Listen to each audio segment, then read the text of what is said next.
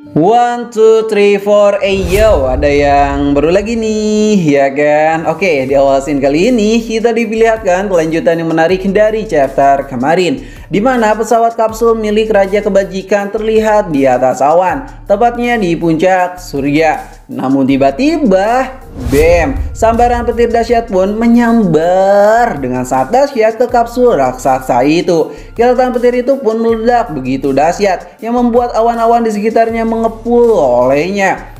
Petir-petir itu pun terus terhubung dengan kapsul itu, yang ternyata di dalam kapsul itu ada seorang dewa katak yang memanggilnya. Petir-petir biru pun mulai menjalar dahsyat kepada Dewa Kebajikan, yang membuat Dewa Kebajikan benar-benar terbakar oleh petir biru yang membara.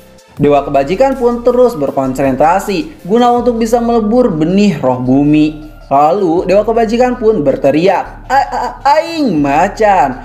yang membuat pusaran angin hijau pun keluar dari atas langit dan mulai memasuki kapsul itu. Pusaran hijau dan pusaran biru itu pun memutar-mutar di dalam kapsul serta mengelilingi tubuh Dewa Kebajikan kayak nari balet aja. Situasi di sana pun begitu menegangkan karena apa yang Dewa Kebajikan lakukan bukanlah sesuatu hal yang mudah, di mana nasib hidupnya dipertaruhkan untuk membunuh sang benih iblis. Lalu kira-kira siapakah yang akan hidup di 4 hari ke depan? Apakah roh bumi merah ataukah Dewa Kebajikan? Proses gila ini pun terus berlanjut, di mana tekanan berwarna-warni pun mulai membuat Dewa Kebajikan merasa kesakitan. Ketegangan proses ini pun dirasakan oleh para penonton termasuk Mimin juga. Lalu Dewa Kebajikan Sakata pun berteriak, "Jurus api sang pelubur iblis." Jurus itu pun mulai memperlihatkan efek dari jurus api ini. Mata Dewa Kebajikan pun pelan-pelan tapi pasti mulai berubah. Yang tadinya berwarna merah sekarang menjadi warna putih. Senyuman Dewa Katak pun mulai terlihat di sana sambil diiringi sebuah kata-kata. "Ahai deh, ayo kita panggil 2 api 9 unsur, menyalalah." Panggilan mengerikan itu pun membuat situasi makin menegangkan dan membagongkan. Hembusan angin dahsyat pun menyelimuti kapsul kokoh itu. Dewa Kebajikan yang berada di dalam kapsul itu terus meningkatkan tekanan yang sangat tinggi, yang membuat sesuatu yang hitam pun keluar dari perut Dewa Kebajikan. Hei sang iblis, terbakarlah. Kemudian Dewa Kebajikan pun mulai mengeluarkan cahaya emas yang menyilaukan. Perut Dewa Kebajikan pun bersinar-sinar di sana. Usugai. 2 bola api besar pun menghimpit kapsul besi itu, yang menyebabkan tubuh sang Dewa Katak benar-benar terbakar layaknya katak panggang.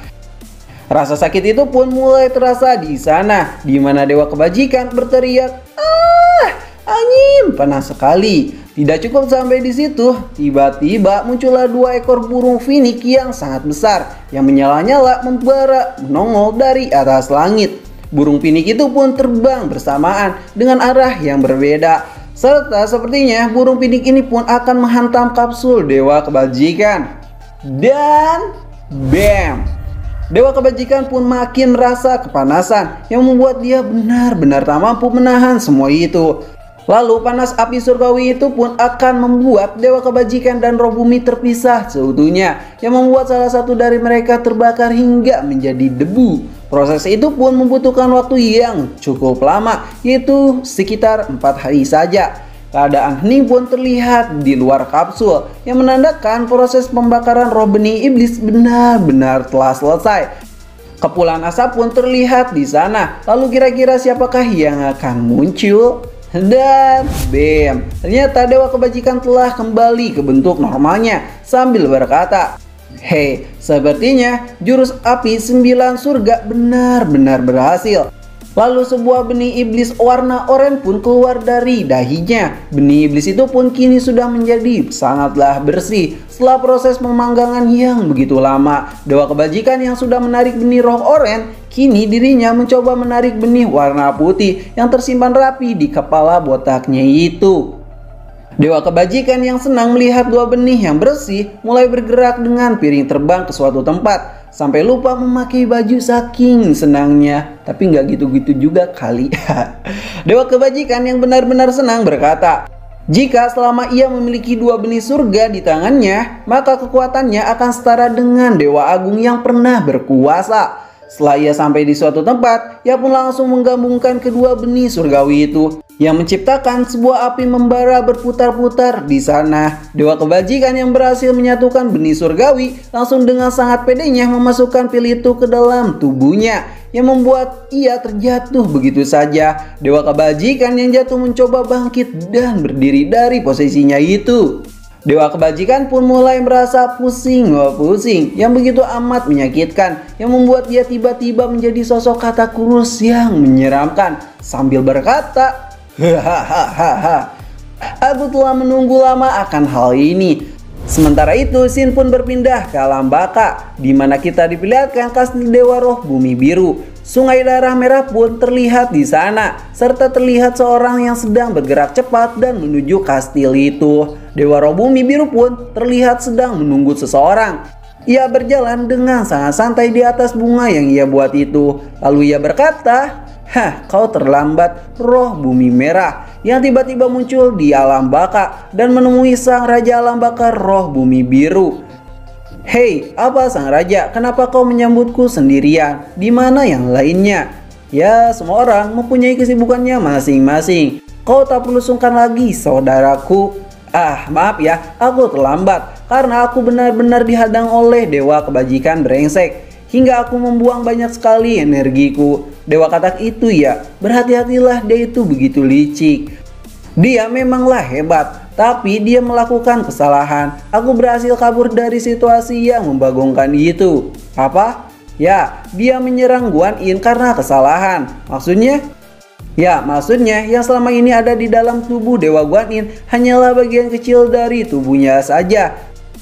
Sementara tubuh yang aslinya masih saja berkeliaran di alam baka.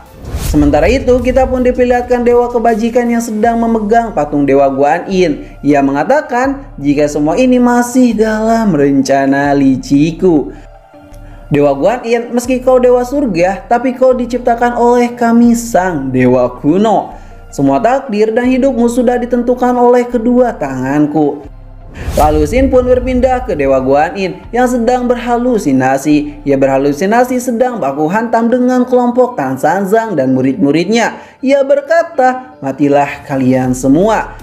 Kemudian ia pun tersadar jika yang tadi itu hanyalah sebuah mimpi. Dewa Rula yang merasa aneh berkata, "Kenapa, ada apa Dewa Guan Yin?" Dewa Guan Yin mengatakan bahwa dirinya telah bermimpi sedang baku hantam dengan rombongan Tan Sanzang yang akan menyerang istana surga. "Apa? Macam mana? Kau bilang bisa begitu?" ucap Dewa Rulai. "Selain itu, aku bermimpi juga telah membunuhmu, Tagata.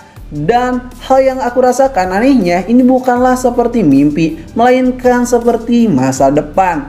Dan chapter kali ini pun berakhir di sini. Terima kasih sudah nonton channel ini. Like aja jika kalian suka, dislike aja jika kalian tidak suka. Kami ceritain pamit dan sampai jumpa di next video. Bye bye.